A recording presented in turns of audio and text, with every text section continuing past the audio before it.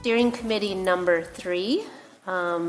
We have a few slides to go over with you all and an opportunity to discuss some of the new information that we'll share tonight. And following the consultant's presentation and the steering committee discussion, there will be an opportunity for the public to speak also. I just ask that anyone interested in speaking fill out one of the sheets at the rear of the room and pass them off to me. And then we'll just ask you to come forward and speak into the microphone for your public comments. Thank you.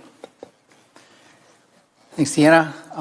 Glad to be back in person. If you remember, my voice was very cracky last time, so hopefully you heard a little bit of that.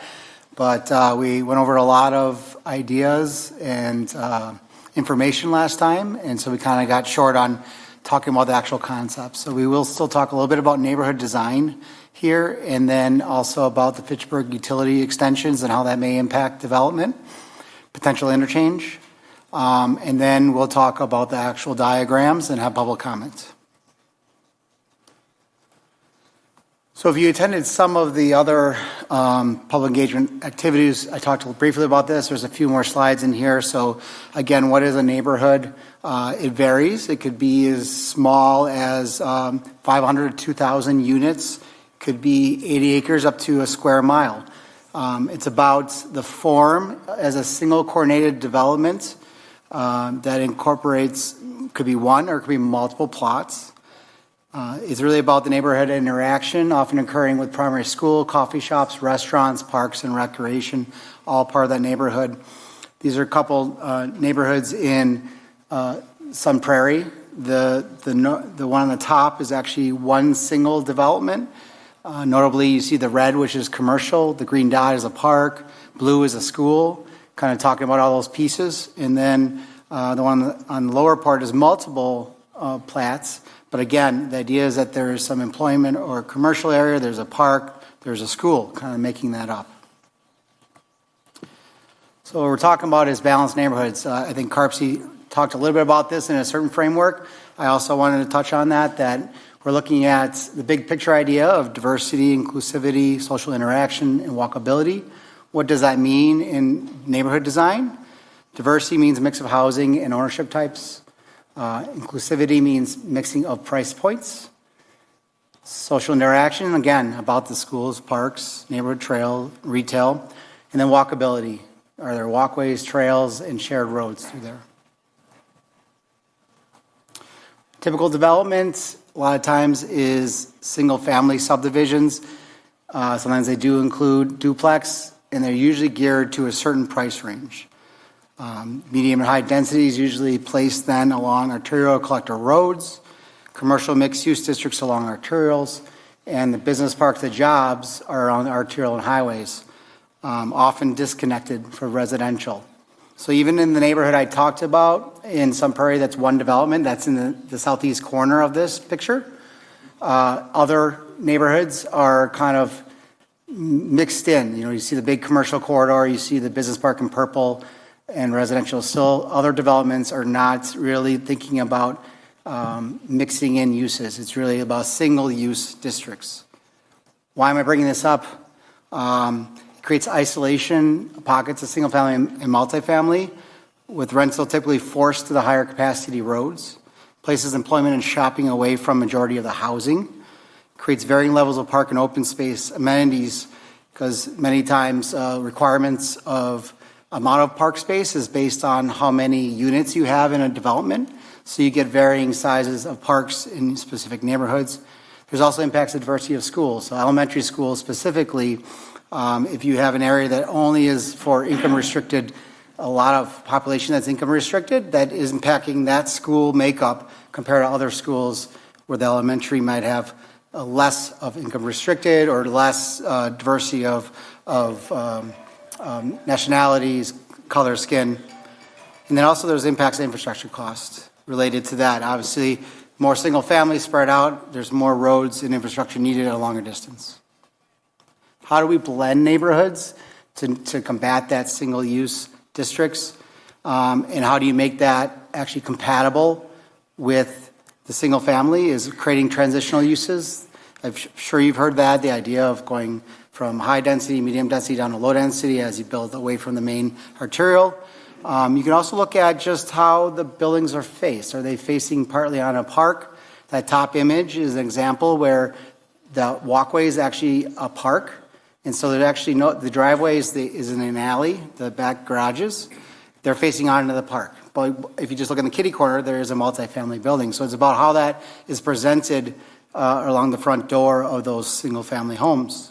It could also be about separating blocks by boulevards or utilizing architectural details, which is highlighted here again about building setbacks. You see this building that furthest portion is lower than the rest of the building.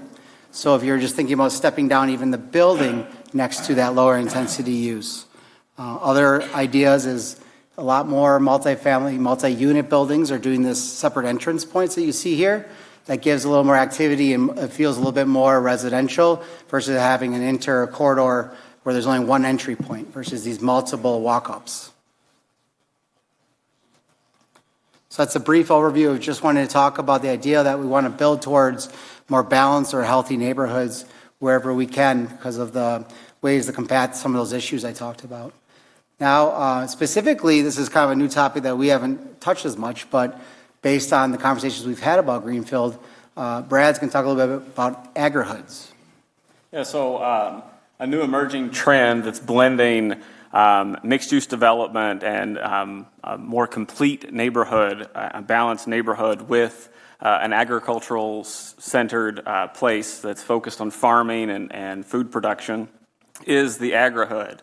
And so this means mixing single-family and multifamily or mixed-use sort of neighborhood uses into a working farm or community garden that's sort of, you have clusters of housing that happen within the farm itself. So there are a couple of examples where the clusters of housing could be could take place along woodlands or along some of the main access points into the farm. And then as we move farther away from that, you could start to see the farm be more prominent with lower density uses. This shows a typical agri-hood as compared to a typical subdivision.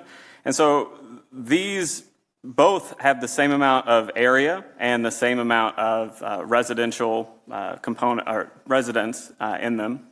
However, the difference is you have single-family lots. There's very little common open space. The agriculture has been replaced with the single-family yards.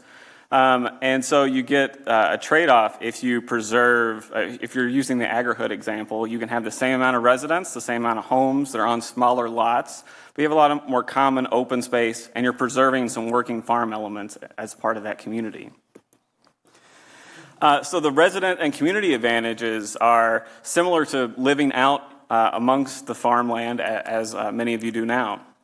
So you have farmland that's in close operation, like closer to the city. You have workforce development, local access to high quality food. People are growing more food. People have more connection to agriculture. It promotes employment and more awareness of agricultural jobs. There's a direct connection to the farming community. I grew up around farms, and so I think it impacted the way that I see the environment and the way that I sort of perceive the world. So I think that that's an important part, learning where our food comes from and having that connection. There tend to be smaller, more activated community clusters, similar to what some of the residents had mentioned in early meetings. Everybody on the block knows each other, they know their neighbors, and so these individual community clusters that we'll show you here some examples of end up becoming tight-knit communities that know their neighbors. And there's a unique aesthetic and lifestyle character to that. It promotes more outdoor living and more outdoor experiences. There's obviously a national trend for more food culture awareness, and so agri-hood is sort of the next trending thing. It's a type of conservation subdivision. If any of you have heard that type of phrasing, where you cluster development in order to preserve open space. However, this focuses on the open space that's provided, being focused on agriculture or some type of food production. A couple of local examples. This is a more regional example, a larger example that happens around Chicago in Grays Lake, Illinois. It's called Prairie's Crossing. It's about 70% agriculture as preserved, yet it has 400 all owner-occupied units, and there's about 2 units per acre, but that is that's with a lot of that space being taken up by farming. So in land area, 70% of that is preserved as agriculture or open space, and that's a trend that we see that like 30%, 70% split in terms of what happens with open space preservation in typical agrihoods. So there's a larger traditional working farm in this development. There's interconnected trail networks that run sort of inside some of the conservation areas as part of the farm, and there's also a central prairie and wetland restoration that is an ecological centerpiece of this development. Some more local examples. Troy Gardens is considered a version of an agrihood. It's a land trust model. It's on the north side of Madison. It has 30 plus acres, but 30 single family units on 5 acres of that development. It's all held in a trust, but they have other community garden functions, a community farm that has an active working farm that has a CSA model, community supported agriculture. And then they have some prairie restoration elements that also make up a pretty diverse, like open space, educational framework that they partner with a lot of schools. There's a recent sort of pending development in Middleton called Bell Farms that has a similar density component to the Chicago example, but it takes place on a smaller footprint. It's more open space oriented in terms of conservation, but it does have some community garden elements, so it's sort of a hybrid between the conservation development model and the agrihood model. So you can start to blend those depending upon what type of, if you need to preserve more natural resources versus the farming community, maybe you can blend those uses at that point. And so I think this leads up to... Can I just ask one quick question? Sorry to interrupt. Oh, sure, go ahead. But 2 things. One, actually, Terra Vista has an agricultural area as well here in Fitchburg, pretty close to this. In process of developing, I'm not sure where it is right now. But I guess my main question is, if you're going to do something like this, is it important that a landowner comes forward kind of at this time as we're looking to do the planning for this area and saying, hey, I'm interested in this? Because I don't want to force it if someone doesn't want it, but also if someone wants to do this, I feel like if you don't plan it now and have that in there, that you could run into problems down the road. So is that part of this process? Is a landowner that is interested in this needs to stand up right now and say, hey, like, well, not today, but hey, you know, I'm interested in this. This is interesting to me. Tell me more. Yeah, I mean, it's a fair point. When we get to the bubble diagrams, we do call out specifically areas that could be agrihood based on past discussions, also current deed restrictions.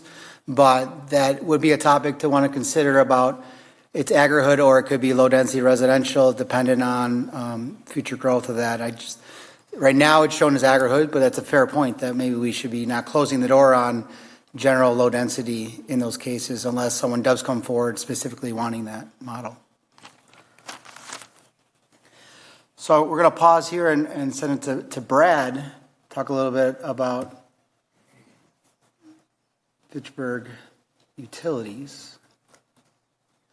While they're transitioning there, I would kind of continue on that comment in terms of some of our decisions about where the agrihoods were located were sort of locational based upon, you know, the utility infrastructure planning that Brad's about to mention. So if you'll notice, some of the agrihood concepts later will be sort of farther away from some of these utility extensions, meaning that it might happen where you extend sort of that clustering into a smaller network of that community and then let the rest just be farmland. So it, you know, you're not having all those infrastructure costs at that point. So with that, Brad, it's yours.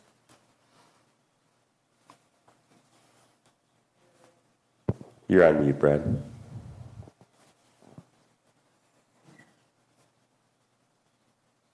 You'd think that wouldn't happen anymore at this point, but thank you. Hi, everyone. Wanted to talk a little bit about the Cyene interceptor, which is well, I guess I'll back up a little bit. Talk about utility extensions and in particular the what's possible as far as sewer service goes, and kind of the timing and phasing of that. So this map that I have shared here comes from excuse me, comes from a 2000 report looking at the design of the Cyene interceptor, and the Cyene interceptor would be the sewer facility, sanitary sewer facility that would serve the Greenfield area when it is extended down there.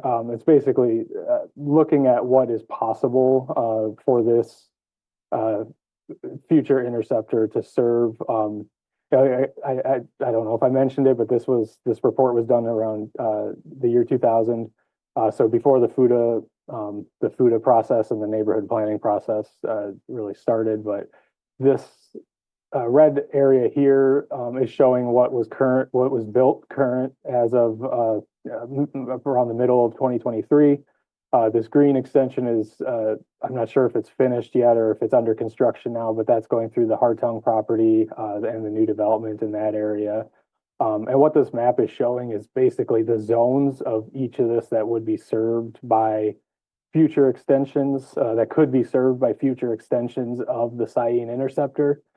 The numbers shown along here, if you can see my cursor at the dots here, kind of corresponds with the zones shown here on what could be served by that piece, and that's mostly based on the elevations of the interceptor and those areas. So as an example here, at the end of kind of the current built capacity of it, the zone 12 could theoretically be served. And this is just showing the interceptor. It doesn't show where future sewer lines would go in to actually serve that development. That would have to be part of the development as well. But so it's showing that this zone 12 would be possible to be served by this section. The zone 13 here would be possible to be served by this section. Zone 14 by this section.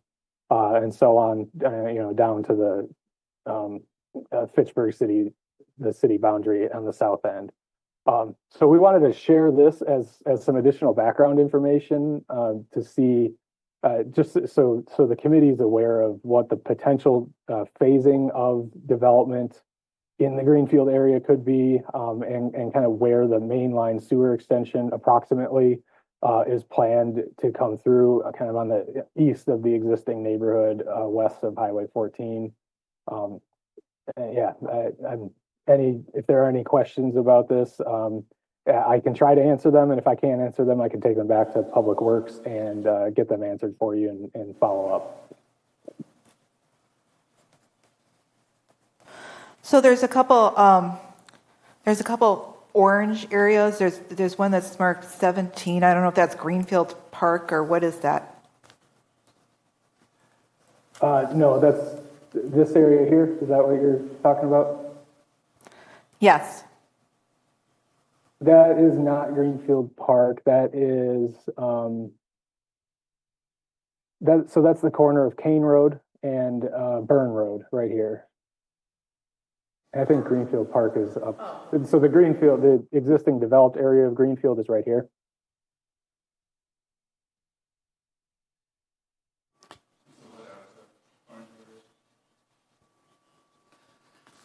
I think that was off, but the question was, what is the orange area? What does the key tell us on that? Oh, sorry.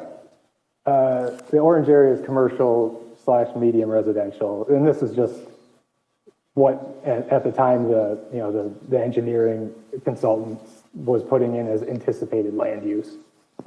Again, this was before the FUTAs were identified, so this anticipated land use would not be something to go off of anymore, but it is kind of what they were looking at, what could potentially be served in designing the total capacity of that system.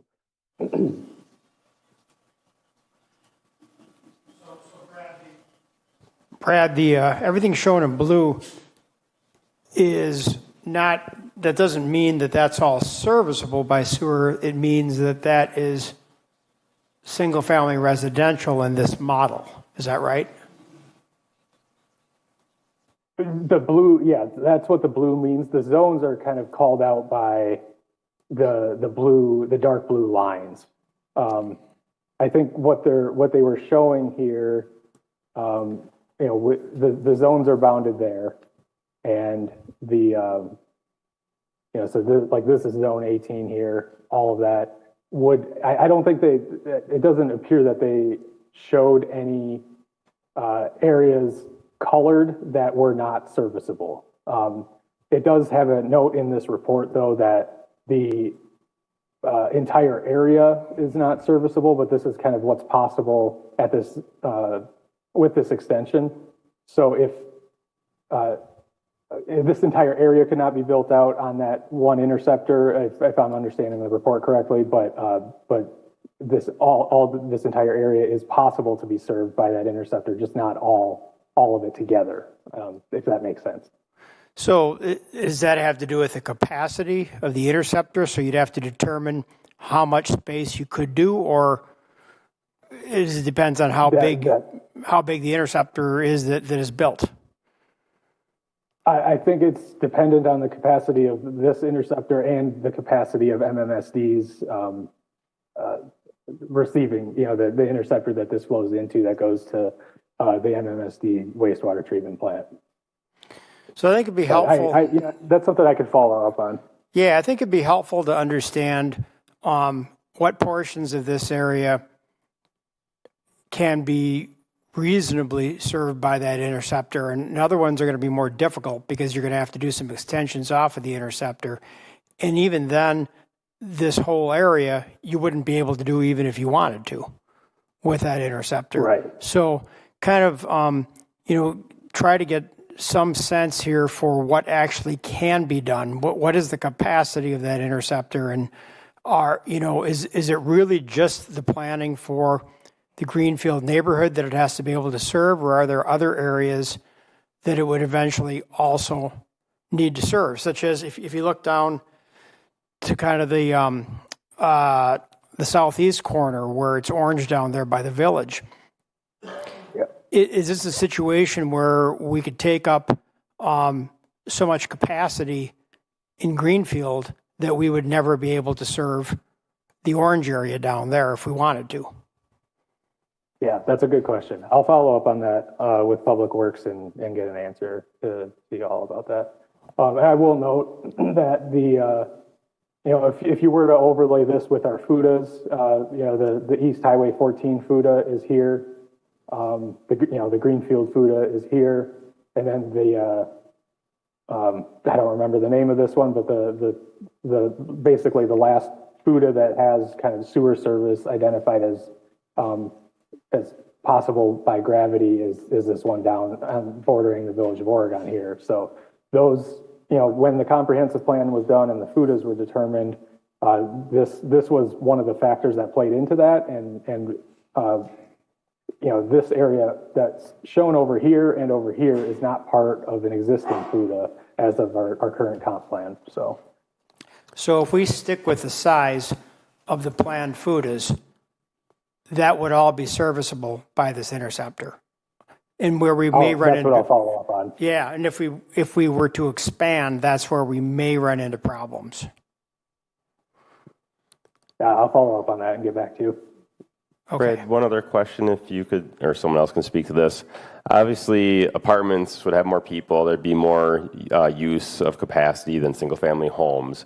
But where does something like commercial fit into that in terms of stress on the interceptors? Are they similar to single-family homes? Are they similar to apartments? Are they in between? Are they less, more? Where does that fit in? I'll follow up with Public Works on that too, but I would say that that commercial is more variable. A restaurant is going to be a higher use than let's say a salon that has 3 employees and I guess just to use a couple of examples that popped right into my head, but commercial can have some pretty significant users and, some users that don't use a lot of water and sewer at all. So Well, I'll add that part of this process, right now we're looking at land use. As we move further into this, get into kind of a preferred concept, part of the scope is to look at infrastructure impacts. And we do have planned to have a sit down with MMSD on this topic, but we wanted to get further than just the first round of land use. So we will be looking at this. I think the main takeaway we were trying to bring at this point was that to serve areas even beyond Greenfield, there's quite a bit of distance for the interceptor, not to mention additional sewers that will connect into it. So that adds costs to taxpayers to do. So if we go completely low density in Greenfield, you're impacting the overall cost to achieve the further to build out that might be west or south of here. It's just another thing to consider. That's why I just wanted to bring that now. These are good questions that we will have to think about as we move forward. I have a question then. I have a question.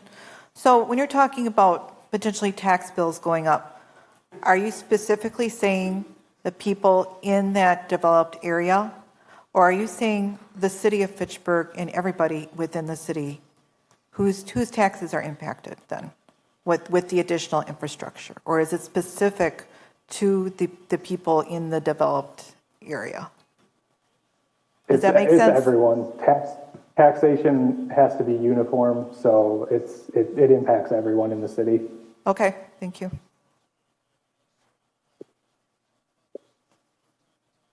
Any additional questions on this at this time? Again, we have some unanswered questions that we will resolve over this time, but just more about the idea of the interceptor and what that means for the development is what I wanted to cover. Okay. Thanks, Brad. Go back to Sharon. So last piece on infrastructure.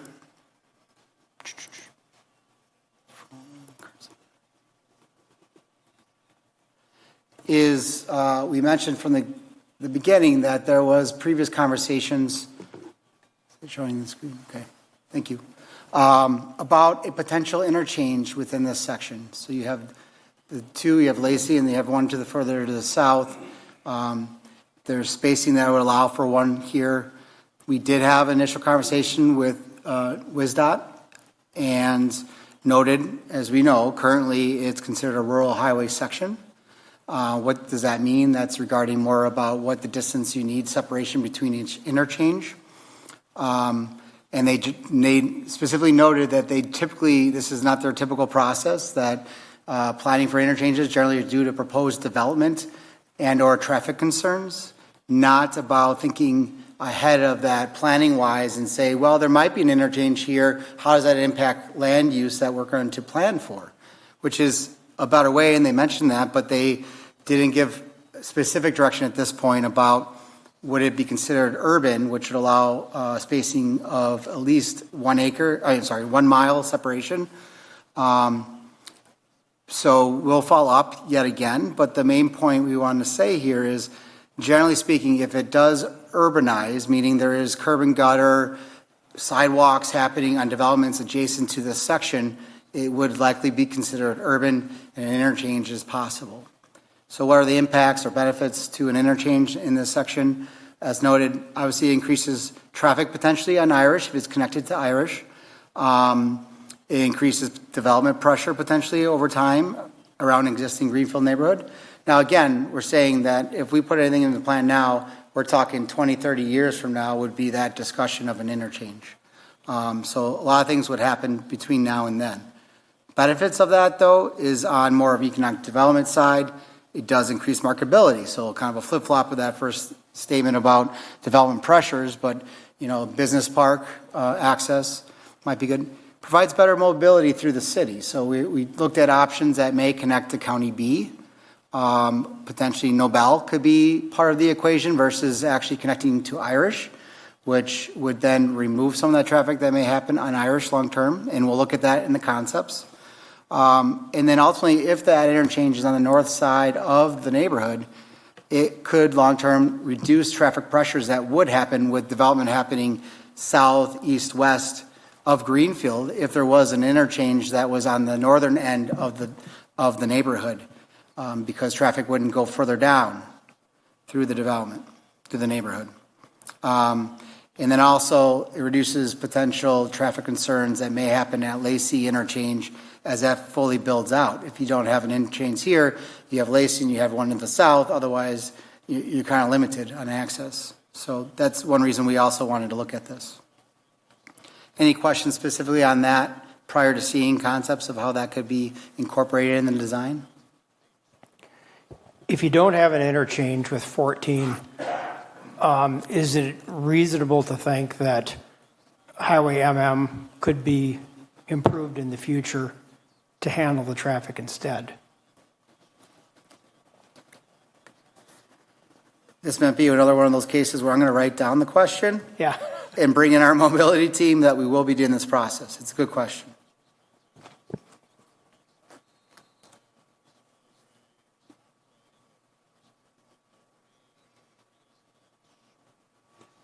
I would offer an opinion about that, just to say that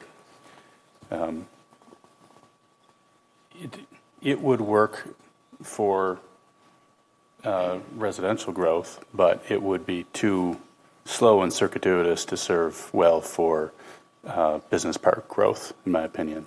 Whereas if there were an interchange, it would be a more attractive location for business use. Okay. I'm sorry, could you reintroduce yourself? Yeah, that's appropriate. Thank you. Especially showing up late. Jason Valerius, Capital Area Regional Planning Commission, Executive Director.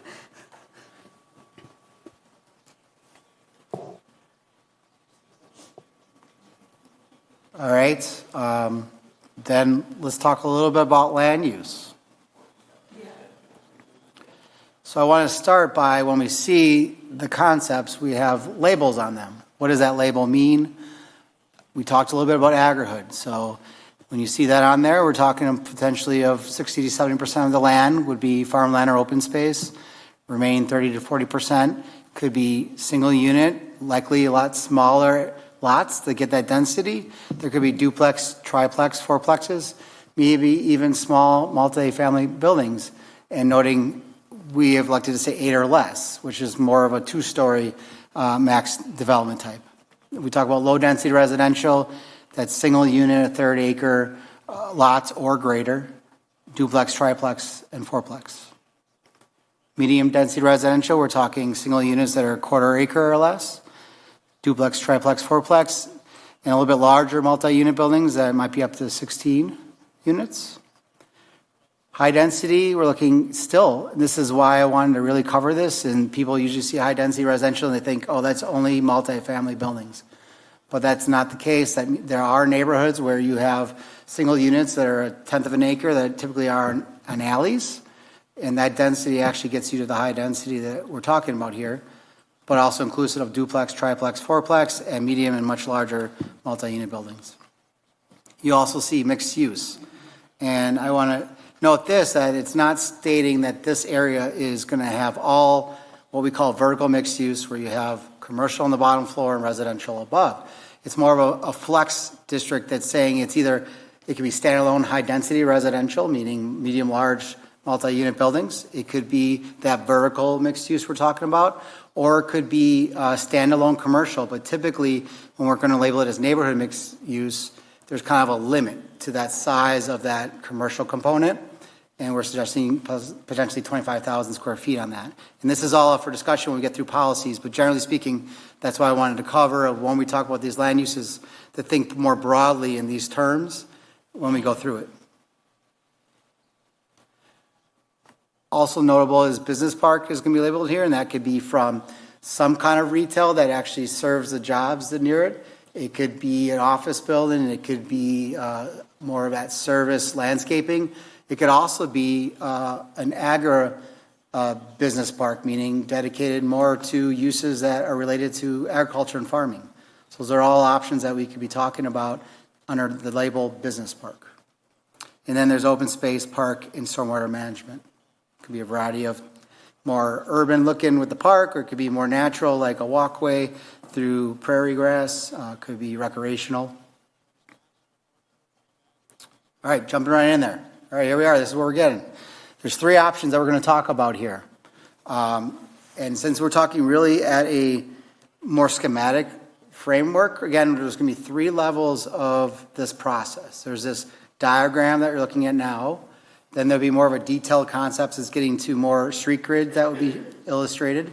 And then we'll get to a preferred. So this is kind of that first level that we're looking at. Option A here, you see that we're not showing an interchange. So you're seeing the primary road network through here. This is not suggesting there's no additional local roads, but this is just talking about where are the major regional and collector streets. So that's not suggesting that there's new regional and collector streets in here, but you see that in the northeast quadrant, you have high-density residential, about 100 acres, and then you have to the west of there, neighborhood mixed use. Then as you work your way down, you see medium residential along Irish, another pocket high-density residential in the central east side prior to an agrihood section. You'll see agrihood also on the southern portion to the west. The neighborhood that exists today does fit that category of low-density residential, and that will remain. Additional low-density residential to the west with a little pocket of medium residential near the intersection of Kane and Irish. This one, and you'll see in the other ones, we take a different amount of open space that's in that moraine edge plan that was out there for the village, for the city, and this one actually encapsulates that. It's like 1,000-foot open space between this and the neighborhood to the north, and it kind of follows, at least to the eastern portion, where the creek and wetland portions are. We'll go through each. Let's go through each concept, and we can come back and give comments from the steering committee on each one.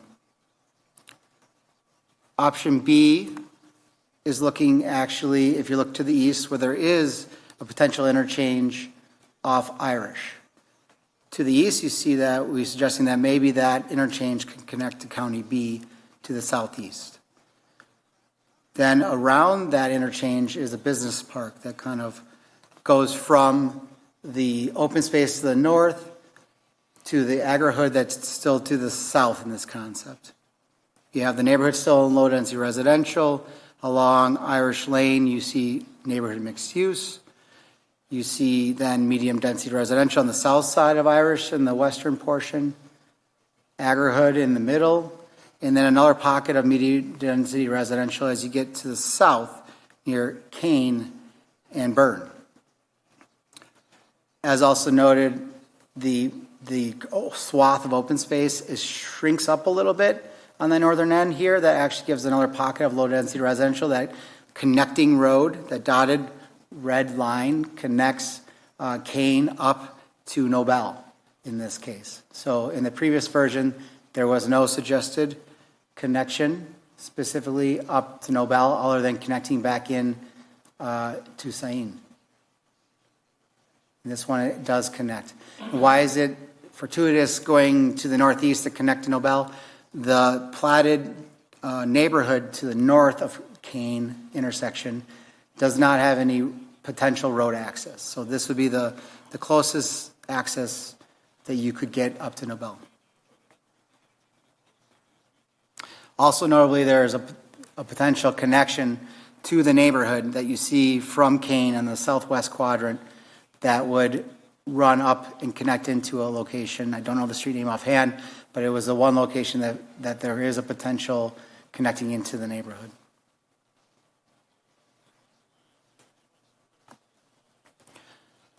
Option C, that interchange is moved further north of Irish and likely could connect to MM. We talked about maybe there's a roundabout where that says to MM to go directly south and actually still connect to County B. Also notable is their solar farm that's going to be planned right where that town to County MM is located. So there would have to be coordination to get any road access to go directly east from this interchange. Around that interchange, you do see Business Park, and it does connect north. We can share that plan, if you're not aware, to the north of the Hartland, that there's plan for mixed use and a little bit more business park and office up there as well. In this, that interchange actually connects west to Nobel. There will be some coordination and some hurdles to go through, specifically about the railroad crossing that exists that would connect that's right next to Sain. So that's something that would have to be looked at. Typically, if you add a crossing, they're going to require you to remove a crossing. And so there would be a discussion about would the crossing on Irish be removed in that case. So that's something that would likely come up. If we follow Nobel, this actually shows a connection straight south to another local road off of Irish versus doing that route over to Kane. Through that area, you see medium residential, high density residential, and then a pocket of neighborhood mixed use at the intersection of Kane and Irish. Similar to all of the concepts is we have this agri-hood that's kind of in the central belly of just south of the neighborhood. But this one treats with a little more density on the southern end, where you see high density residential at the intersection of Byrne and Kane, and then medium density as you go east. This has the narrowest open space on the north end there, as you see. It does get wider as you go west, and that's also because there is that creek, wetlands, and floodplain through there.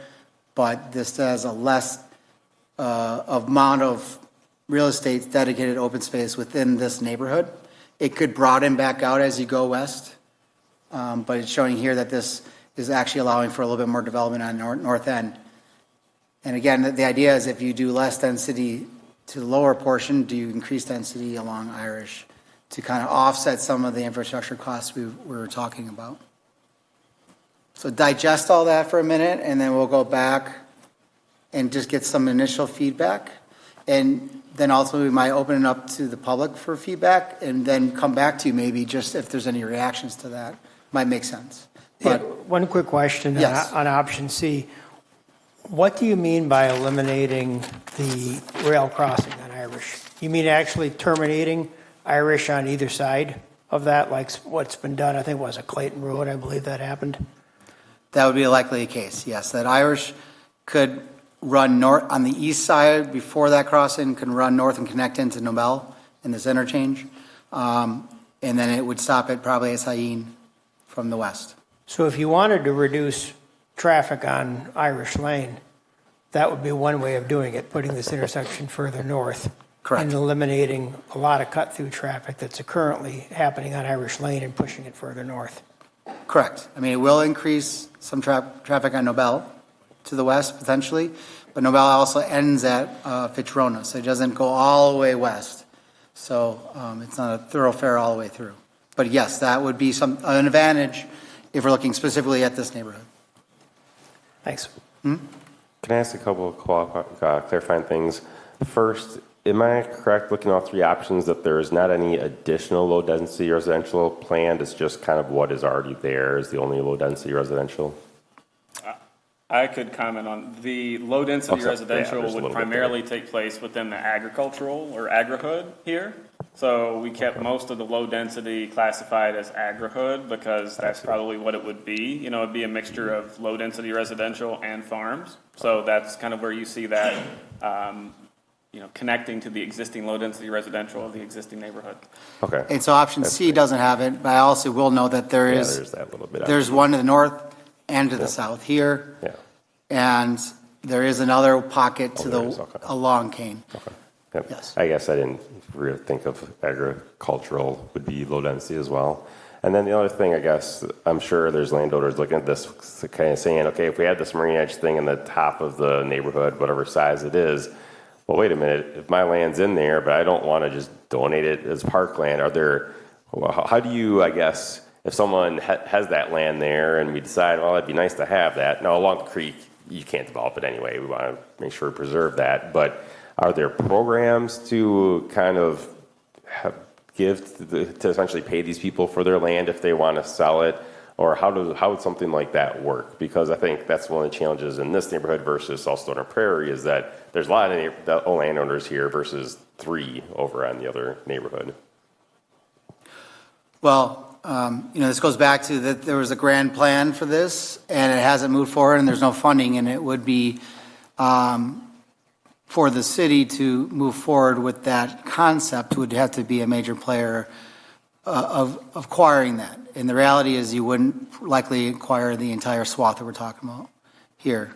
I can't speak for sure, but I would say, did you want to speak on that? Yeah, I can just jump in here a little bit.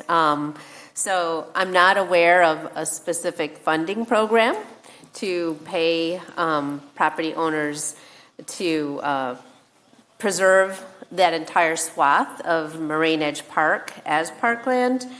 I think there certainly is opportunity in any, of course, we have our park impact fees. And I would see the possibility that some of those lands could be dedicated through the park impact fee program for new residential development. And I think the city could also start to explore Moraine Edge Park as a linear trail system of connected parks and open space, not necessarily just a 1,000-foot wide open space. So I think that's the best I can do for an answer right now. And I'll note that the intent here is to show you 3 options of varying scales of each use, including open space and how that was treated, and wanting to get reactions from the steering committee, from the neighborhood, from the general public, as we'll do a survey and open house. And so I'm wanting to show that full swath, to have that conversation again at this time. If you're wanting to rely probably on park impact fees or only conservation easements like wetlands and other environmental areas, I think what you'll be limited to is something closer to the third option, where it's more of a thinner network of green spaces versus this wider option. I think the wider option is going to require more community, buy-in, with input, financially, as well as, what that's going to look like. Jason?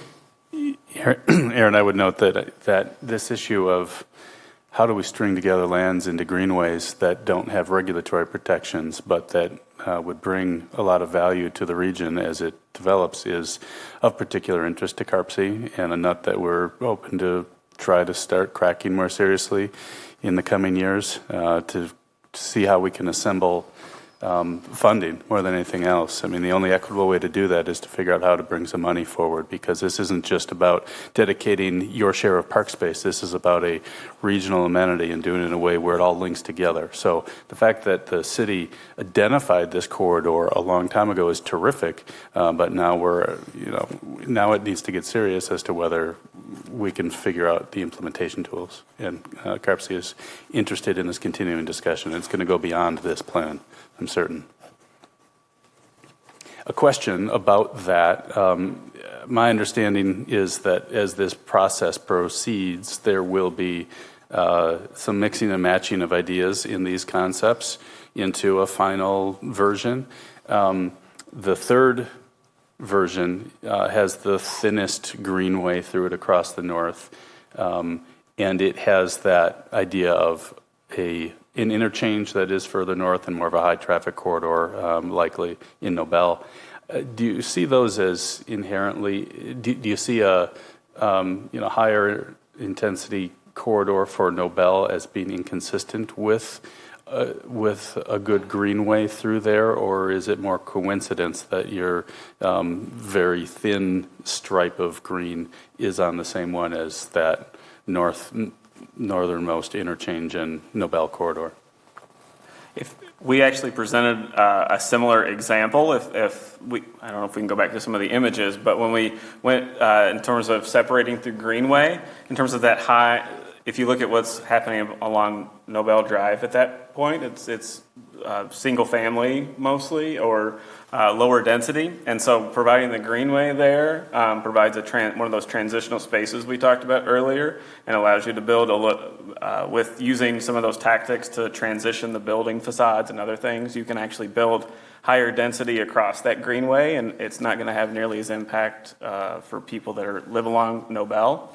And I think you could transition that into Irish Lane, as Steve was talking about the architectural tactics and land use tactics, so that you wouldn't have as much impact for people living along the edges of that type of development.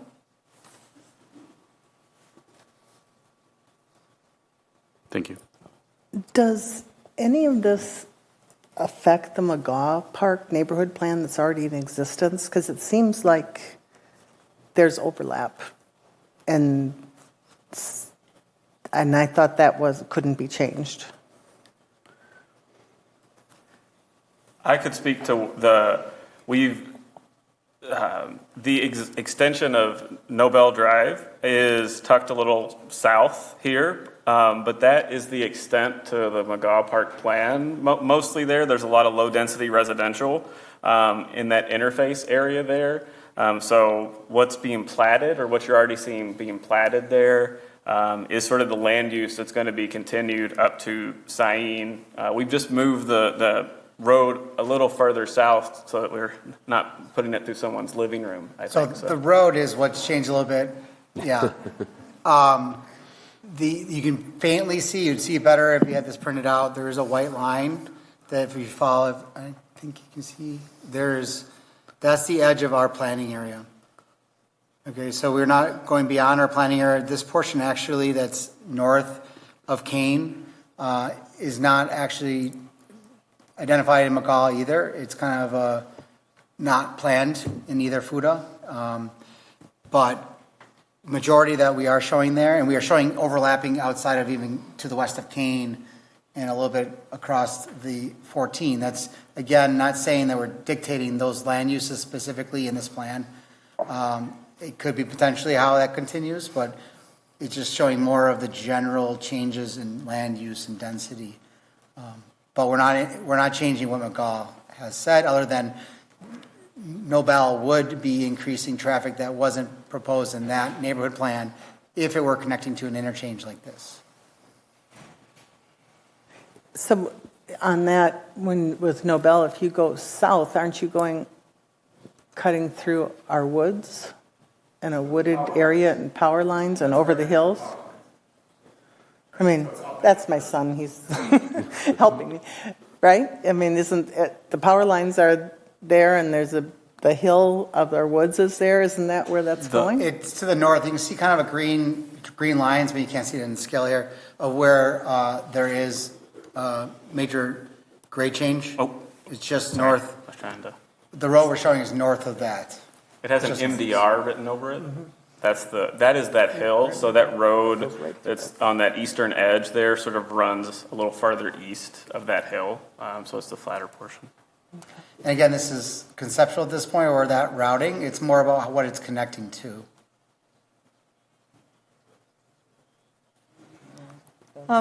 Could you talk a little bit on option A? Go back to that. Mm-hmm. Yeah. Okay. So you've got a P in the middle of our current neighborhood. I assume that's Park. Okay. Then you've got a P directly south of there, and that's kind of where I live. I'm just trying to figure out what is going on with that. Is that the Gold Park addition, or how is that working there? And I don't know if a portion of it is, but I know some of it is owned by the city and is got development limitations there. Okay. When I say development limitation, I mean it's got wetland floodplain in that area. Okay. And with this open space, and I kind of want to touch upon this because it was brought to us, I think, during the second public info activity that the DOT was thinking about actually putting a South Beltline bypass in that area and tying in with Carp C. A lot of that is kind of wetlands and open space that people have indicated they wanted preserved. Can you touch on that? And has anybody really talked to the DOT recently about that possibility? It's not one that I would welcome, and I doubt Greenfield would, but we kind of need to be in touch with reality here. Well, we did talk to DOT specifically about this interchange a few weeks ago. Nothing came up about a South Beltline bypass. Do you have any further information on that? I do not have any further information. That was not brought up by the DOT, and we did not discuss anything related to a South Beltline. Yeah, and I would offer that and I don't think anyone's seriously talking about it, and if the North Mendota Parkway has any lessons, it is that there isn't much appetite for new highway corridors in the region, north or south, right now. I guess if you're looking for initial reaction to the options, if I look at these options, option A, I guess I would throw out, I don't like this one. I think you need to have at least some business park in here. That's not one that I would like.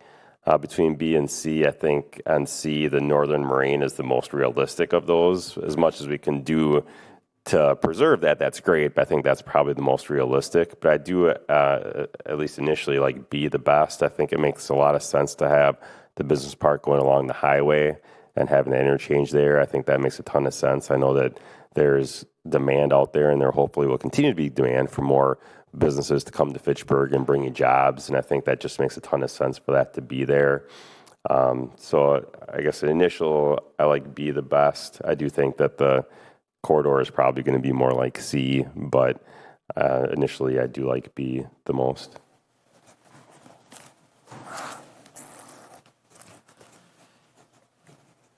And we can just start with A and just say, generally, is there something you do not like, something you do like? And we can go on to the next one just from everyone's potential comments. But thank you for the overall on that. Anyone want to have comments, positive or negative, on option A? If you want to have commercial, it's the only one that doesn't have it. But you could look at that high-density residential area to the northeast and potentially replace that with commercial. The question is, how are you going to handle the traffic from the commercial? I mean, at least it is further north. That traffic then could get to Highway 14. When you mention commercial, are you referring to something like highway commercial or business park type use? Well, business park, I think, is Okay. what the need has been presented as. Yeah, because And I'll add that we have a development focus group plan, and that is a question, I guess one of the questions that we'll have for that group is, would the Lacey Road, I guess, would a business park use here find this land attractive enough if there wasn't an interchange on Highway 14 in this area? Is it close enough to the Lacey Road interchange for some businesses to still find that attractive or not? I think that's one question that in a later focus group we'll try to get an answer to. Thanks, Brad. The one other just comment that I would have is, to the extent, we've got a footer that we're dealing with here. To the extent that we're potentially coloring outside those lines, we're needing to amend the comprehensive plan. And I really think that we need to have some discipline with regard to that. So I would like to see us not color outside the lines. sure, I would say in the detailed concepts, that is going to be the direction. Okay. Understood. I have a question regarding option A. If the high density that was referred to earlier along 14, if that were changed, why could an interchange not be placed there? I mean, all options B and C have an interchange. I mean, there's some flexibility here, correct? Yeah, again, the intent was each one's going to be a little different. And so we're showing no interchange and ones with different locations of interchange.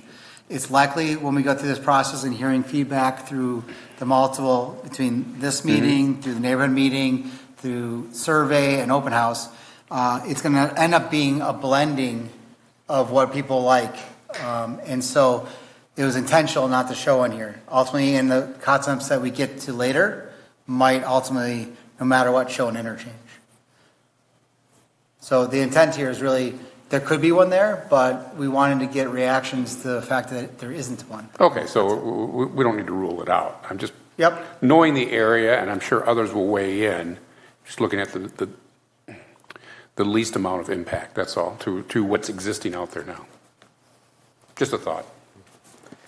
And I guess that besides not having the business park, I think not having interchange is a little bit of a miss, because when there's concerns about traffic, not having the ability to go to Highway 14, I think is going to cause more traffic impacts in the rest of the neighborhood. In terms of location, I'm interested in hearing what some of the residents have to say. I don't know if one's better than the other. Maybe they like it if Irish Lane is cut in half and you can't go through, but I do think a business interchange is necessary at some point along with the business park.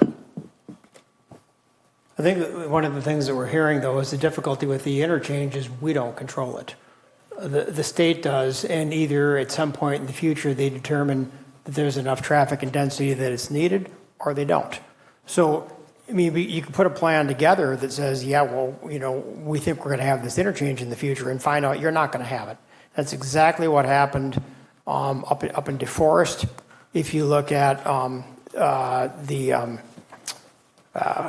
slipping my mind where they've got the bulls.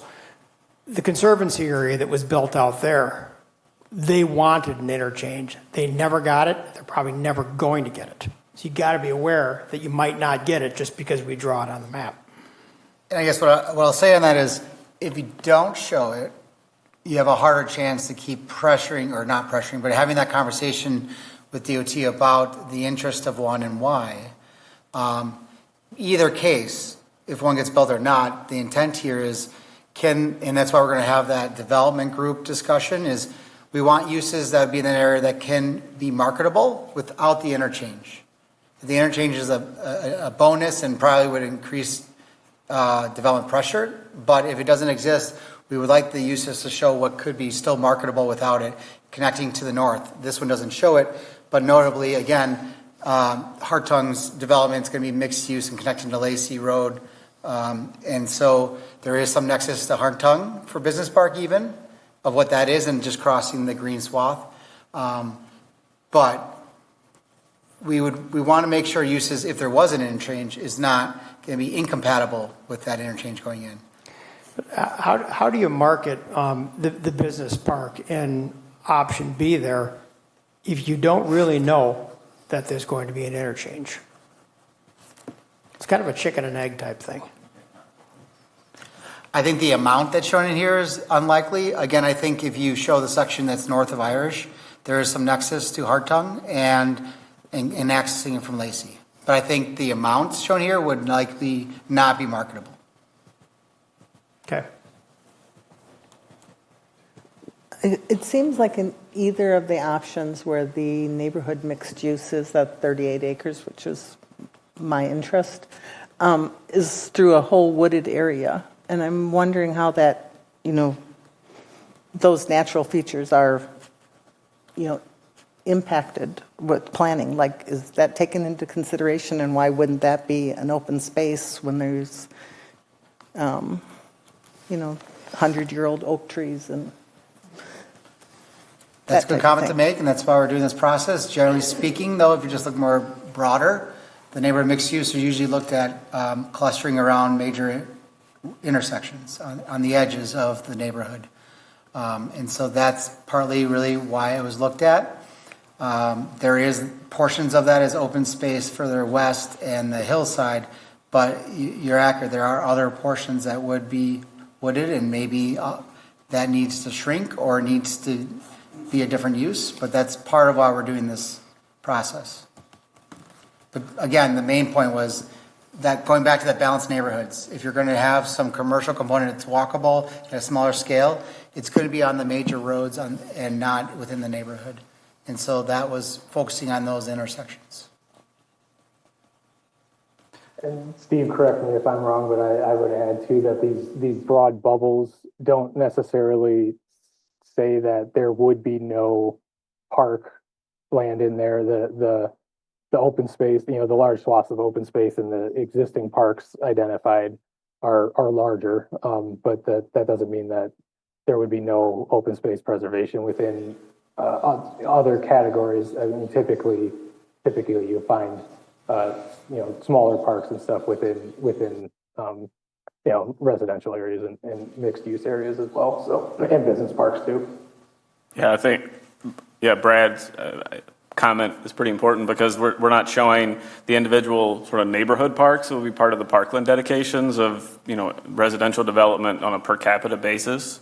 So we've just shown the existing parks and where the bigger swaths of open space and conservation areas would be. So even on a smaller scale, you wouldn't start to see stormwater and stuff like that at this scale. But as we refine this diagram over the next series of refinements and edits, you'll start to see that kind of stuff take shape. So some of that area that's 38 acres could actually be preserved as partially park and preserve some of those older oaks and valuable species. So, And we can include, part of this next level also be based on the land use. It would be policies that we're going to be looking at that could incorporate that exact point of preserving those historic oaks and woodlands in general, developing around that as much as possible. We'll talk about those policies as we go.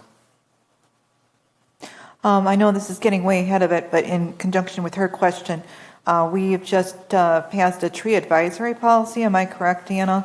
And that has to inform something about what development would take place, and shouldn't the people, when you have your discussion, I don't know, in April, whatever, with the business interests, maybe bringing that into play, because if the trees are of a certain size, there's been an indication from the city that residents want those trees preserved. And I agree with what Mary was saying about the oaks.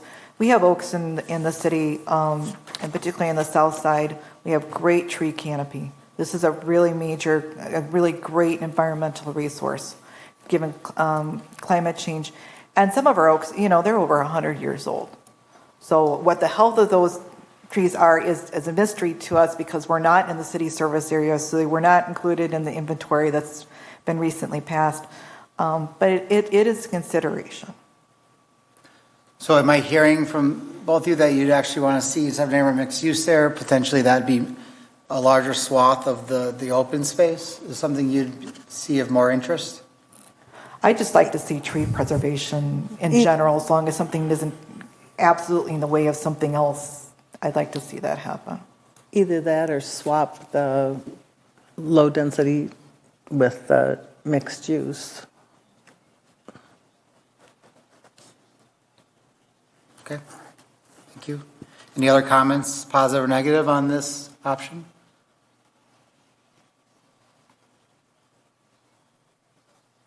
Yeah, I'm trying to just look at it, and you'll have to excuse me, but this is a lot of information to throw at us, and I'm just used to, as I indicated, Brad, in email, it's nice to have it ahead of time, so we, before we meet, so we could zoom in and zoom out and have an understanding, just kind of in our brains, to help us visualize. There is so you have where most of the development is LDR in the middle, okay? Then you've got the agri-hoods and the open space, but there is a road going down to Kane or whatever, and then there's a low density. Is that currently happening, or I'm just trying to visualize what is going on there, that it goes through the LDR, and then there's more LDR, and then it goes MDR, and then it hits Kane Road. Can you please explain that on option B? Yep, so did want to look at one option that may find an additional road that can connect to existing within the neighborhood. And there was that option here. And what's not really shown between the agri-hood and the medium density residential is there is woodlands there and some grade change. Thought that could be a good buffer zone between what the uses are between north and south of that.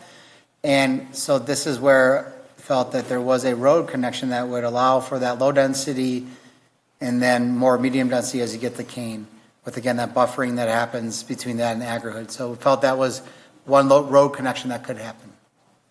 Yep. And I'll add that there is an existing stub out that for in what is it, Indian, where did my labels go? Indian Hill Drive, or where right after it intersects with Gold, that is public right away there, and it's stubbed out to allow for a road connection west of the existing terminus of that road. And to your first point, we're going to get this on the website, and we'll give additional opportunities for feedback prior to even the next event that we would have on this. So we'll get additional feedback. Yep. Yeah. Old Indian Trail, that was the name of the road. Sorry. Looking at the medium density down at the corner of Kane and Burn, I would probably keep that low density. Actually, I would probably just extend the Agri-Hood down there. I think it's an odd spot. It's on the edge of where we're ever going to develop. It seems like that should be a little lower density, and the Agri-Hood would probably be a good fit there. I agree with that. Yeah, I've been looking at that, just the whole southern tier of the planning area. And the challenge with growth planning is that you can kind of imagine what the next 30 years might hold, but and you think, well, this would be a good edge. But then it's hard to imagine, like, okay, but what's going to happen 100 years from now? And what is the edge going to be like then? And so I've been trying to, and actually been doing it on my own here with some mapping, just zooming out a little bit and thinking about what does Fitchburg look like 100 years from now? And is it appropriate to, we've got kind of a creek corridor and a wetland area down at the southern edge of the planning area. And is it plausible that there is actually a tapering down of density down to open space and watershed protection that feeds into the Opisa wetlands that is semi-permanent, that the growth further south isn't anticipated in a very, very long time, that it's going to be elsewhere in the city? And so, I don't know, I'm not making a recommendation certainly, but I'm thinking about that right now. Yeah, Jason, when you look at the plan and the foodies that are identified, they all run down along Highway 14 in areas that can be serviced by sewer. So that, I think, is where the growth is more likely to be if we stick to the plan. Yeah. Yeah, I'd like to echo those comments. I really thank you for speaking up, because I too anticipate, just because there's wetlands there, and there's also a research area that's off of, that's further south from there. That's just, wetlands. Nobody's even remotely thought about developing it. And then further south, if you just went over the hill, yes, there's some agricultural land there. There's also the Wisconsin Correctional Facility. I think that's along Highway M, and that's been there for a very long time. I don't anticipate that necessarily going away anytime soon. So. Quick question for you on the Agri-Hood. Could that also be an agribusiness park? I know you had an agribusiness park on here somewhere, and I just feel like that's a possibility for the one that's north of the business park on here. You got the highway right there. You got the rail line right there. Is that something that's possible in Agri-Hood, or is that really not? Agri-Hood is really meant to have residential, not to be an agricultural business park. The realities of the size of development within a business park and even agri-related are still large footprints. You can't get the same character of clustering and preserving some from farmland. That's why I suggested under the business park label, that makes sense to be dedicated to that kind of business. But I wouldn't say looking at Agri-Hood and saying that's the same. Okay, so if there was a demand, I don't know if there is even for demand for an agricultural business park, that would be part of the business park. It wouldn't be something that the Agri-Hood would convert to. That would be my recommendation. Yeah. Okay. And we got to also remember that while this plan is going to ultimately be adopted as part of the comp plans get updated every 10 years. Things change in interests, markets, and so that may be something to think about later. But I think my recommendation would be agri-hood is a different concept than that specific business park. I think that's another reason why I like this business park on this one is because it does kind of follow the rail as well, which I think is a good potential access point for some businesses anyway. Yeah, speaking on that note about the business park aspect, that's not saying that as this is being developed that you can't work into a transition plan of the farmland, or this is farmed while it's being considered for development. So I have seen transition plans that have worked that way. And then I've also seen business park or agribusiness sort of themed commercial areas where you have complementary businesses similar to what you have in sort of your biotech clustering. And so if you have sort of, seed and chemical distributors and things that are going to complement each other, those kind of things can definitely be located in a general area, I think similar to like what Hartung has to the north there. And one more note, as we get to a final preferred plan, we're not opposed to a alternative option for an area. And if that means in that southern portion, if the property owners are open to the idea of extending the business park, especially if it's dedicated more specifically to agribusinesses, that could be an alternative piece to that preferred concept.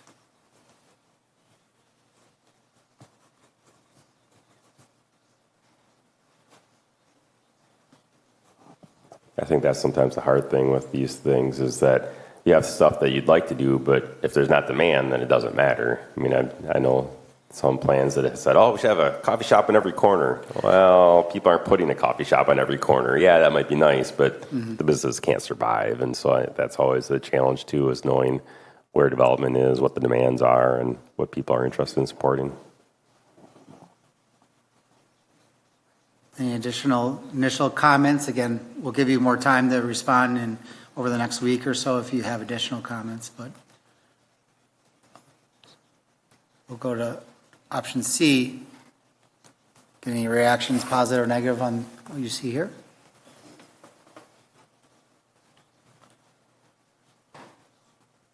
I think in general, this is way denser than I would have envisioned this area to be.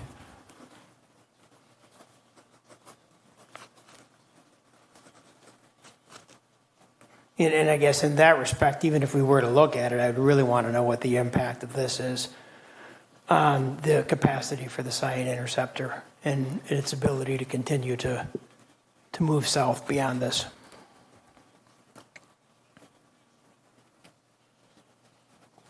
I think when developing these plans, we haven't considered the interceptor yet. I think that's forthcoming. What we looked at more were the housing need projections and sort of paired our sort of approximation of what you would need in a higher density to accommodate some of the growth that Kurt was talking about a few weeks ago.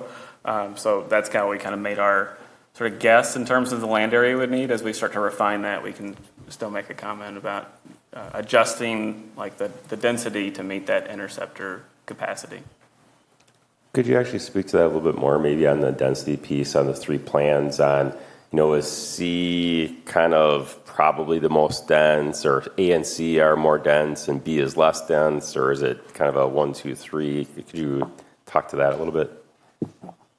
Yeah, we didn't quantify it, but it's pretty much accurate that A is the least dense, and while there still be some increase in units, just the fact that there's no business park, but if we changed it to include business park, it would be dumbed down even further on the number of units.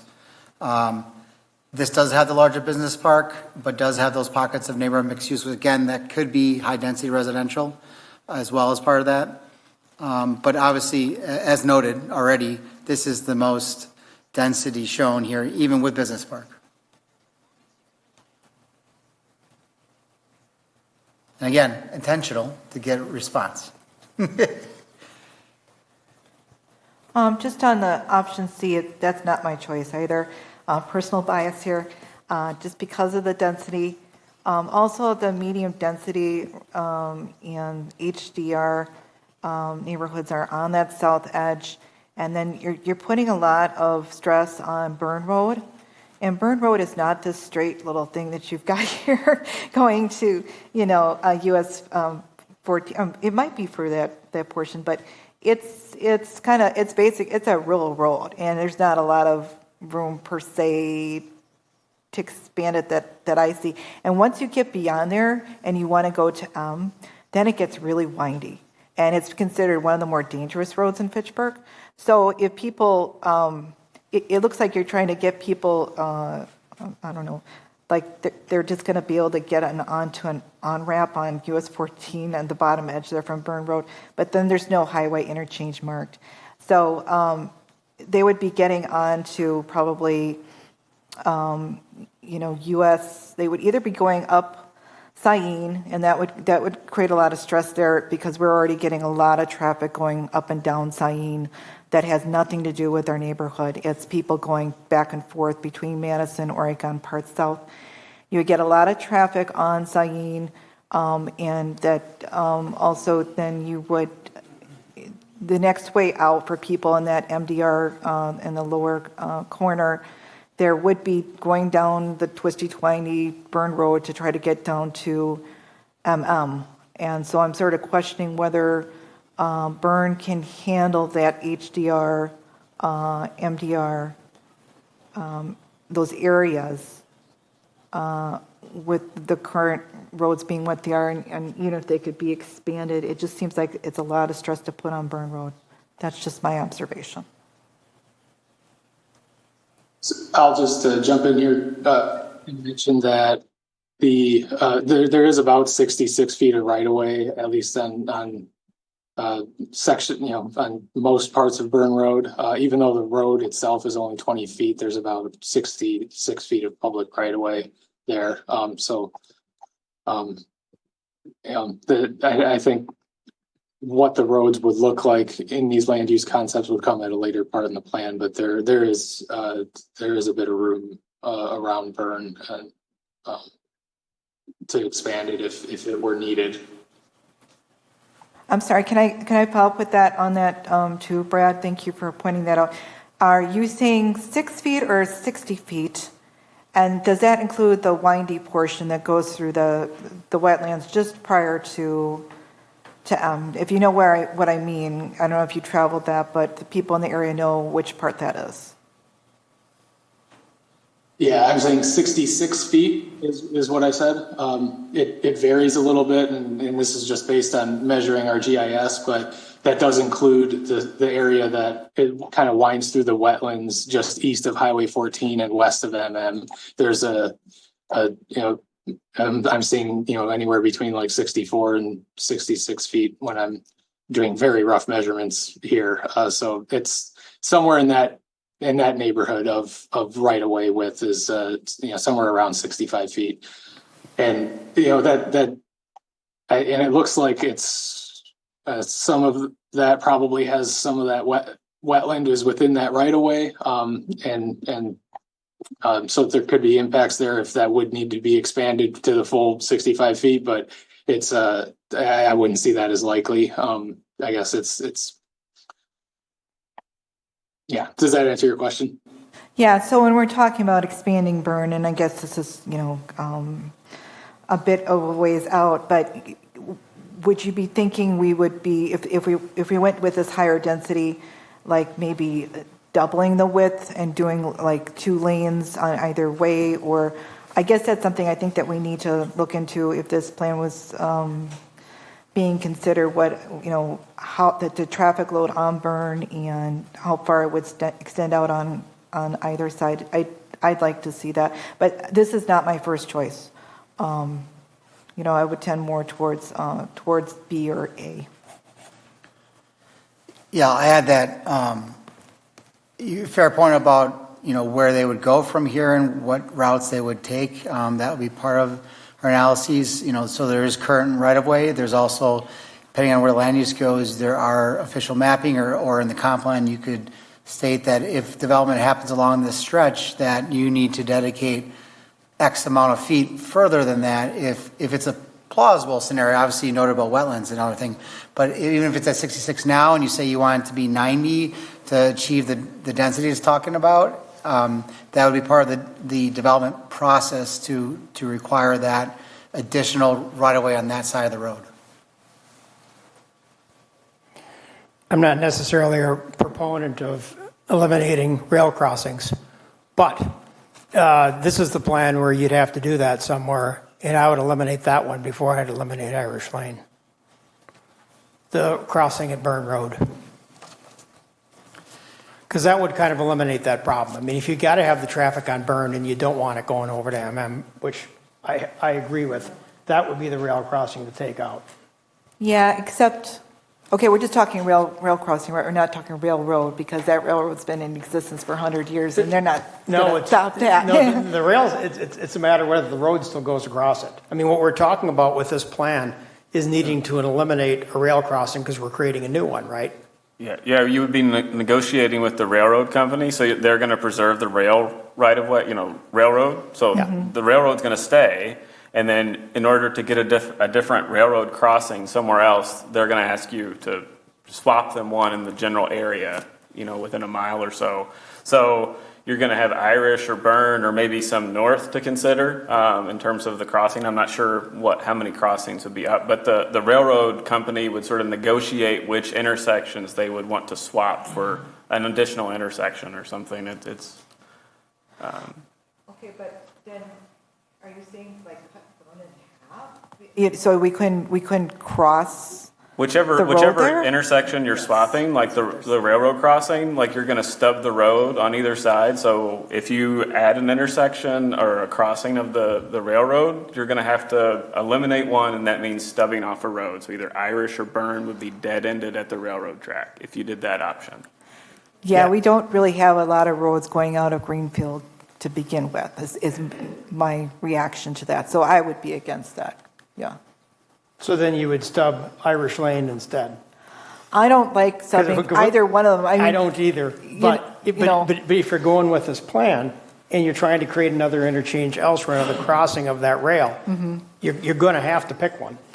Yeah, and I'm not thrilled either way. I just know the way it is when we have the Ironman triathlon, and there's no way out of Greenfield, and so I'm just like, let's just keep all the ways out of Greenfield. I mean, what if there's a forest fire or something and we need to escape? I just think we need to keep our options open, and we're just talking about what we like and what we don't like, and hopefully the public will weigh in here.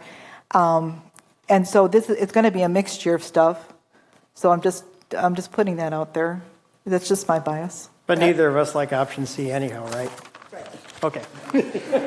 But the conversation, each one is good. And my last point is we actually did talk about with Public Works staff about this point. And again, it is also up to what the railroad would be willing to do. But the nexus of adding the one at Nobel to Irish gives you that same accessibility east-west, because it would be connecting over, as you see, past 14, and it can connect back to Irish on the other side. And that was my deterrent to looking at Burn, if that was an option of which one, because you would have no east-west connection on the southern portion of this neighborhood, versus up north, the section, you're just moving it north by 300 feet, 500 feet.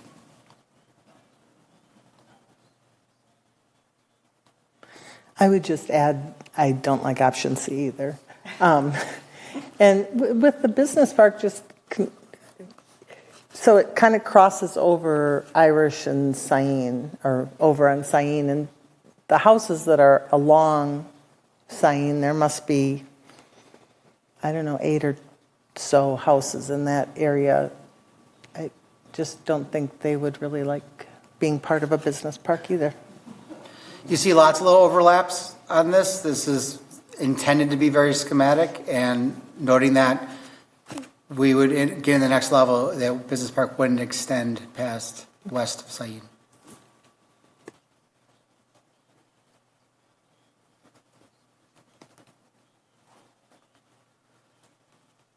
Is it primarily the density we're talking on this option C? Because I do want to kind of like split off the part of there was initially some comments about the benefit of maybe looking at Nobel as the connection to the interchange and cutting off maybe the traffic that would be in Irish. So I do want to kind of like not just lose that conversation, positive or negative of that, versus just the land use piece of it. So if there's any reaction again about, do you like the idea, if there were an interchange, that it actually would reduce what's on Irish by this idea?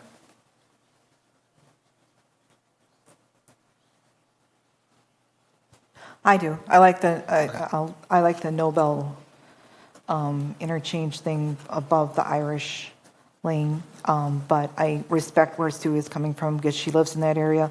So I also think option C is, aside from that Nobel interchange, is just too dense from what I'm hearing from the residents of what they want. So. Based on what happened with the Lacey Road interchange, isn't the DOT pretty much just going to tell us which road they want to interchange to? I mean, that's kind of what happened there, is they said, well, Lacey's the bigger road that goes east-west, and that's what we want to connect to. I mean, is that kind of going to be what ends up happening here, is the DOT says, we like Irish Lane better than Nobel, or we like Nobel better than Irish, and we got to figure out a way to make it work, because that's how it seems like it happened with Lacey Road anyway. Now, again, with Lacey Road, it was the way they connected it through the roundabout, awkwardly east-west going north-south. And so that's more about the name than it is which road, right? Because if you continue on, it would have been right there. But yeah, they're going to have a major play in that decision, but it always helps in the conversation from the community if they have a plan of a direction. Yeah, I think if you have that's one of the reasons. I was just going to say that's one of the open up that conversation with them this early in the process too. Yeah, so we're hoping for another conversation with them, but it did go silent for a little bit, so this is what we know at this time. Any initial comments on option C?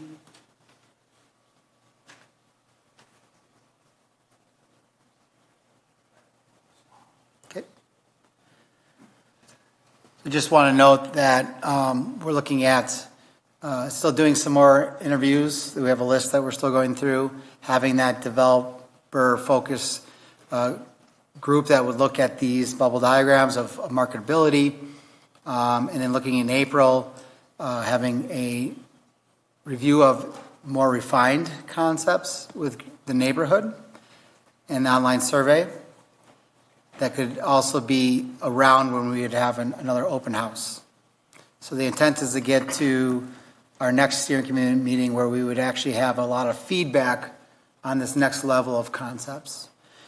Now, at our last meeting, we were talking about meeting potentially the fourth Thursday in April.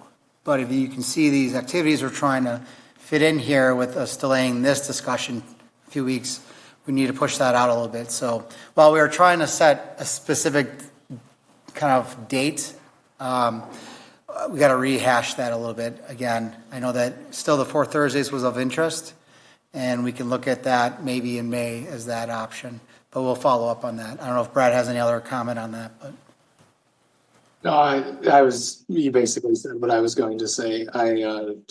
Right now, I think we would have both the South Stoner Prairie and the Greenfield Neighborhood Plan steering committee meetings scheduled for the fourth Thursday in May. So we'll probably look at changing one of those. And but I guess I would plan it'll still be a Thursday and not the second Thursday. So I will send out a poll and figure out how to do that and send out a poll to both committees for a May meeting. But I would expect that it will be a Thursday in May. So we do actually have 5 Thursdays I looked in May, so that could add an option. Maybe we could do fourth and fifth Thursday then. I'll look into that. Yep.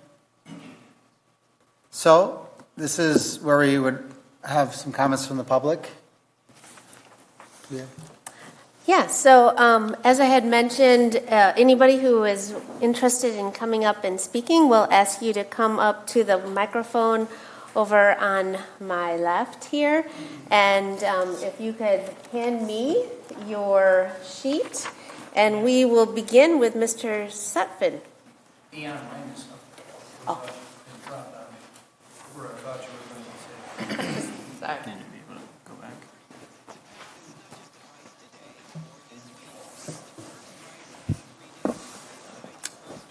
Hello, I'm Paul Sutphin. I live on Irish Lane. And my first thing I want to ask, Mr. Richardson and Mr. Udall, did you know about this garbage that was coming up and being pushed this year on the 20-year plan? For me, it's the first time I've seen Okay. it. So. Mr. Richardson. Which part? I think you mean the bubbles. Did you know last year, 2 years ago, because you're a mayor, I got along good with you. At least you talked to me about this garb that's going on right now. In terms of the neighborhood plan, we put the money in the budget to do the neighborhood planning. Yeah. Okay. So you kind of knew it, but did you think it was going to be pushed real hard like this? Well, I knew it was going to take a year or two, and I'm all for a year or two. I just don't like something pushed down my throat. So, hey, thank you very much. But Mr. Kinney and I got one thing in common on their home place. We got some big oak trees. Mine are going to go away. I've talked to Arbor Day Foundation. I've talked to the state of Wisconsin's historic for trees. Because my trees, it take everybody there and me to go around and hug my oak tree. Because of the water main that's going to go up Irish Lane. And the guy that we had here, some guy was talking about canopy of trees and stuff, and afterwards I told him, I says, you want to see 2 big canopies go away in 2025?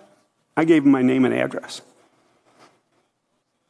So, I'm not too happy with that. But I'm not in favor of this A, B, C, D, F, G, K, or whatever.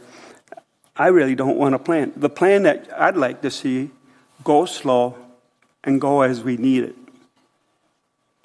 Okay, I probably won't be here in 20 years, but it's still, in my weirdest dreams, Fitchburg will lose Fitchburg in 50 years. We will be one big metropolitan metroplex attached to big metroplex Madison, city of Madison. Fitchburg is going to lose Fitchburg the way we're running right now. Because all these plans that they got there, I haven't seen a good one. I talked to a couple of people in Swan Creek, and they says, thank God we got Swan Creek. Because there's no houses like Swan Creek in any of your plans, A, B, C, D, or what. Swan Creek has houses. These high-density things, yeah, they're, if you're going to build high-density, just go ahead and build apartments. And what really scared me within the last 3 weeks, whoops, somebody started saying sewer in the Greenfield area. Oh, that's going to run people out of Greenfield. If they thought water main was bad for price, which I got to pay, oh my gosh, sewer is even worse. So, but I think we're going too fast, and we got a plan. Go slow. We don't need to go and, and I talked to Mr. Richardson and most of you all too. Instead of me running to Stoughton, Oregon, McFarland, and Madison to find something to eat, except for Quick Trip up on, that you just built, that's not a restaurant. I like to go to a restaurant where you sit down and relax and have a meal. But we don't have a restaurant unless you go up to Madison. So, if anything, you guys can go back to where up over off of Sherrill and stuff. Get us a restaurant. It's going to take time to make a restaurant run, but nobody's going to flood to it. But the only thing I'd like to see is a restaurant. Paul, you'll have to wrap up, please. I'm done. Thank Who you. said that? Oh, her, okay. Mr. Jones, would you like to step up to the microphone for us?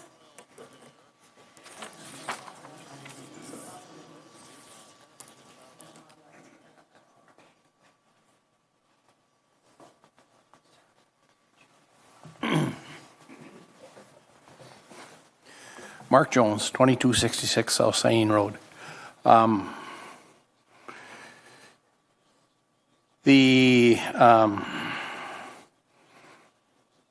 You were talking, well, I've got several notes, but you were talking density of the road on Highway 14, or on MM.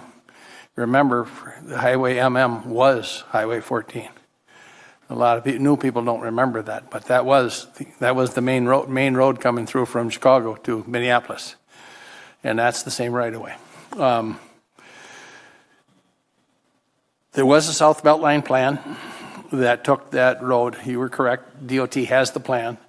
It took it south of MM, and it was a conceptual plan that I went to a meeting for it a number of years back.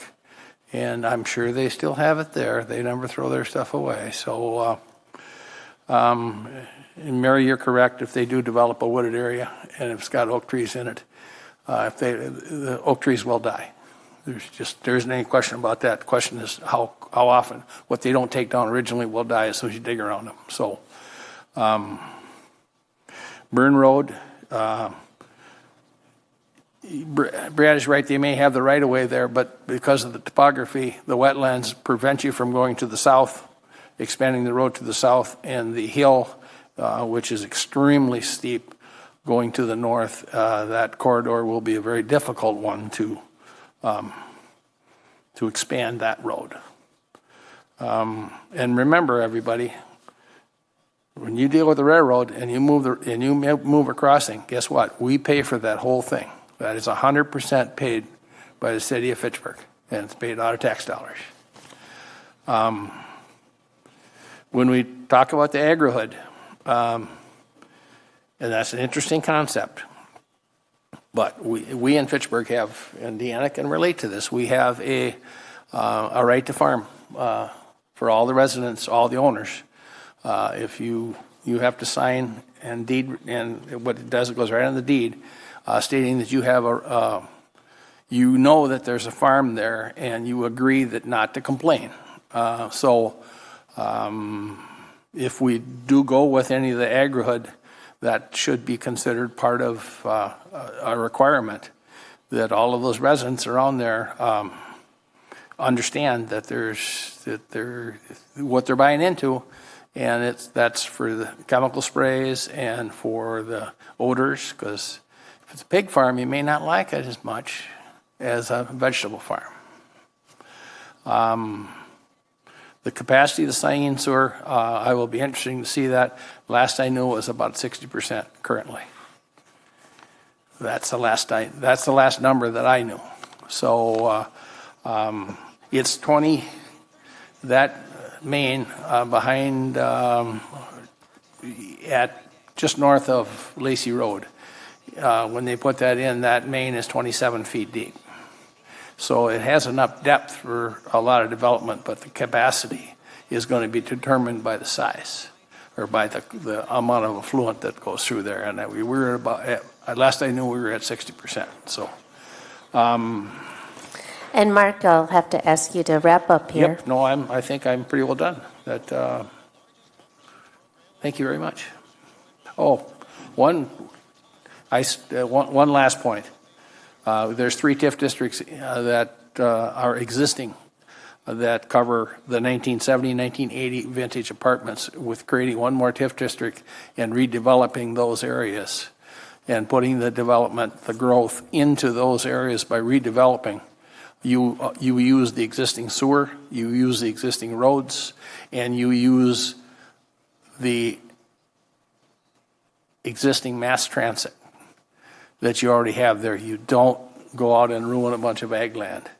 And then the big complaint with development is traffic.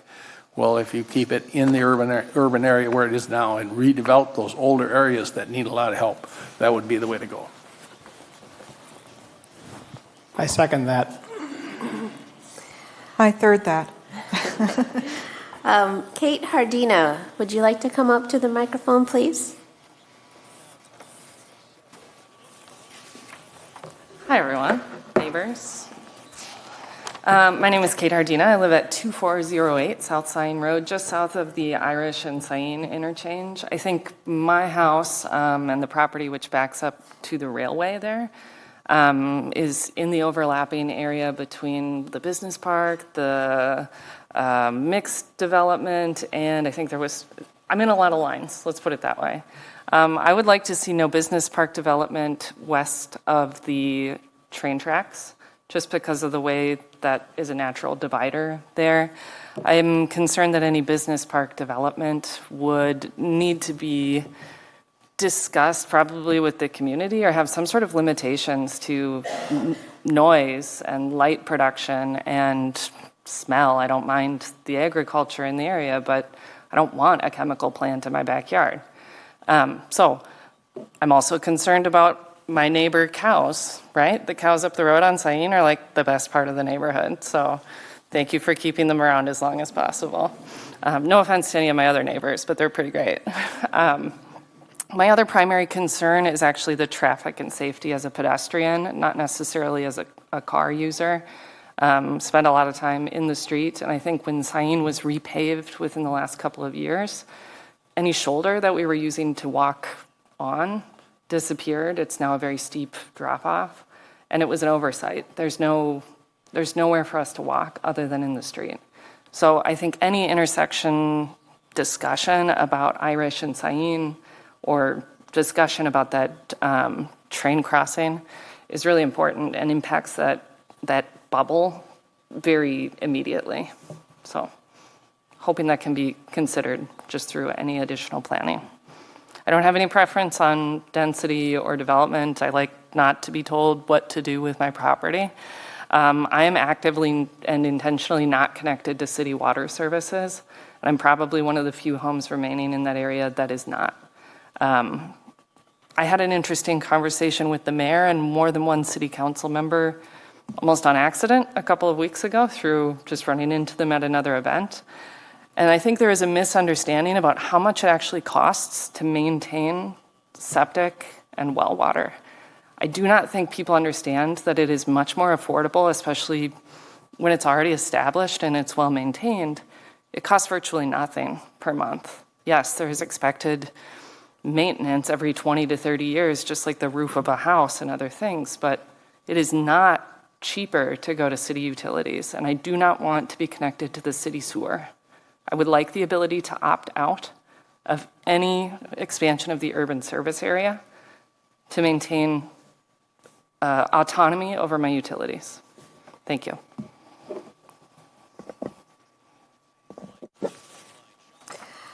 Peter Opperman, would you like to come up?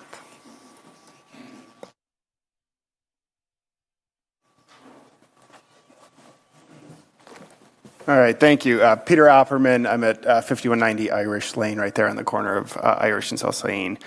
I'd like to echo or kind of reinforce a few of the points that Kate just brought up. I think the last point about opting out of services was a really good one.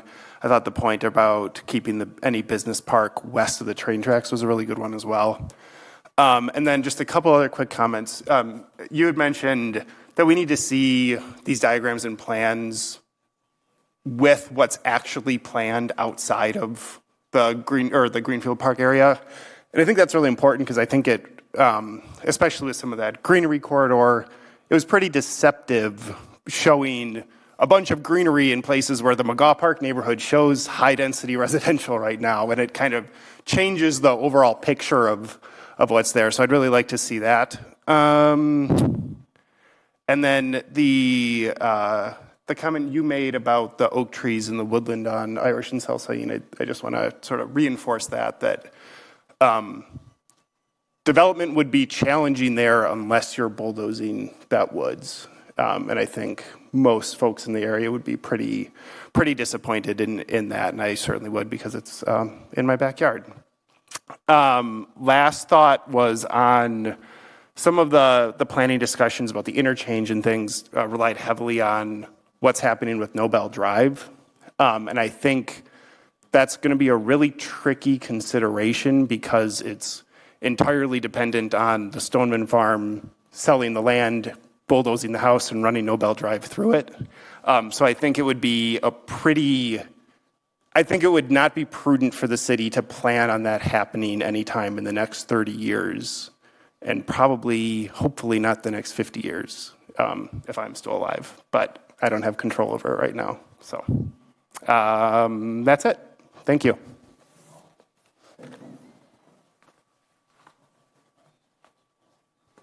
On the topic of oak trees, I just want to note that CARPC has a mapping resource called the Dane County Heritage Oak Project that allows people to self-report trees that are at least 4.5 feet in circumference and at least 200 years old. And so if you know of one, you could Google that, Dane County Heritage Oak Project, to see if it's there and add to it.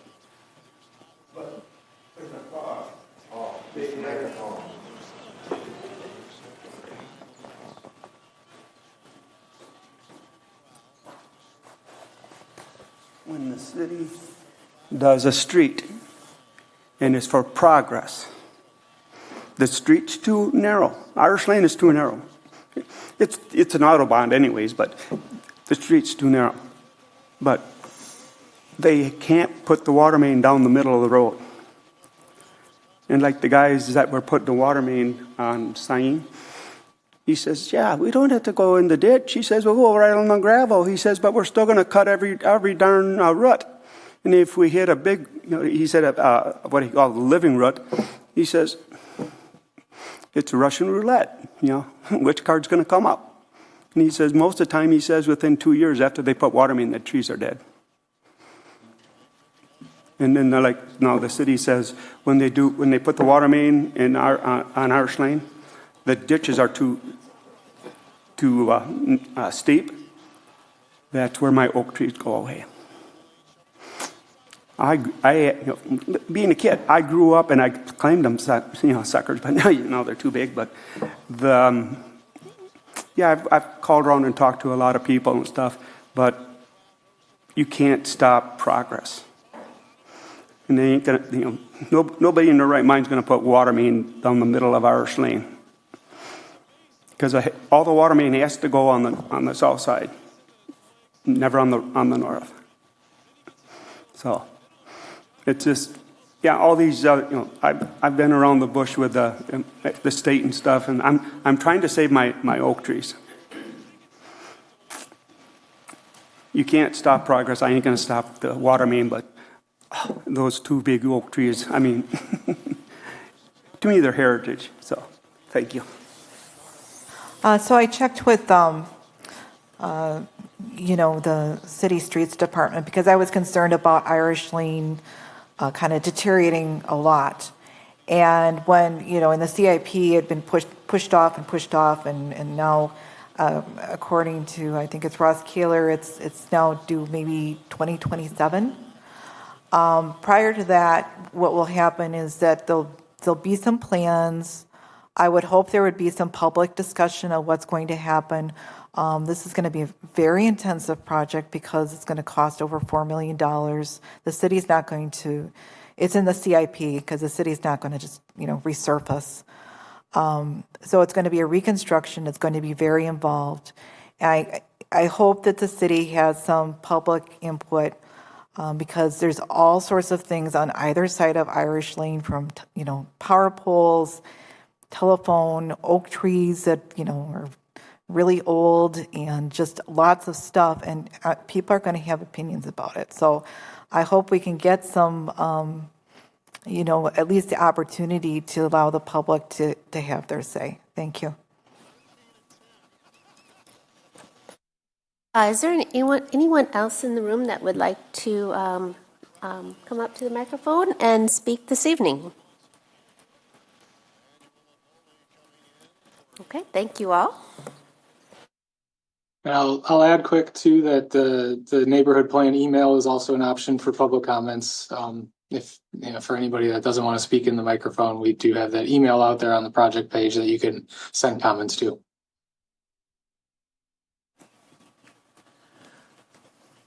Well, unless there's any additional comments from hearing that the steering committee wants to add, you did break in already, so I don't know if there's any additional thoughts you want to put there as we move forward. Otherwise, that's kind of what we wanted to cover this evening. I was just ask whether you could get us a copy of the presentation tonight, because it was a lot to absorb, and it'll give us a chance to kind of noodle it between now and the next meeting. Will do. Thanks. Yep. I plan to send an email out to the committee after the recording and the presentation is up on the website. I guess I would just ask either Deanna or Brad, on the agendas, could you have a little more of a description on what we're going to be talking about at the meetings? Because right now it's just we're having a meeting and you look at it, you don't have no idea what's going to be going over. And so if there could just be a little description on what's on the agenda, that'd be great. Yes, we can do that. Thank you.